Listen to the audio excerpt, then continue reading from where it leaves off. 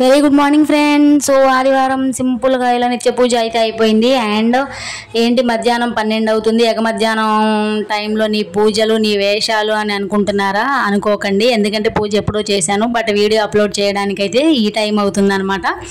And ఇంకో విషయం ఏంటంటే, జనరల్గా ఆడవాళ్ళు నిత్య పూజ చేసేటప్పుడు తలస్నానం ఏ రోజులో చేయాలి అని ఒక వీడియో చూశాను చాగంటి గారిది. సో అందులో ఏం చెప్పారంటే, స్త్రీలు వాళ్ళకి కేశాలు లాంగ్ ఉంటాయి కాబట్టి, పొడవుగా ఉంటాయి కాబట్టి, వాళ్ళు 3 సార్లు ఇలా తల మీద నీళ్లు చిమ్ముకున్నా చాలు, రోజు తలస్నానం చేయవసరం లేదు ఇప్పుడు నిత్య పూజ చేసేటప్పుడు అని చెప్పారు.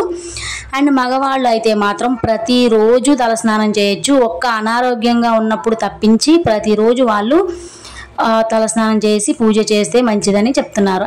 ఇంకా ఇంకో డౌట్ ఏంటంటే, రోజు పూజ చేసేటప్పుడు రోజు ఇంట్లో శుభ్రం చేసుకుంటారా, తడి బట్ట వేస్తారా అని అడిగారు నన్ను. సో నేనైతే వీక్లీ వన్స్ ఖచ్చితంగా వేస్తాను, వారానికి ఒక రోజు. అండ్ నార్మల్ డేస్లో నాకు ఖాళీగా ఉన్నప్పుడు అయితే ఖచ్చితంగా తడిగుడ్డ వేసుకుని అయితే పూజ చేసుకుంటాను.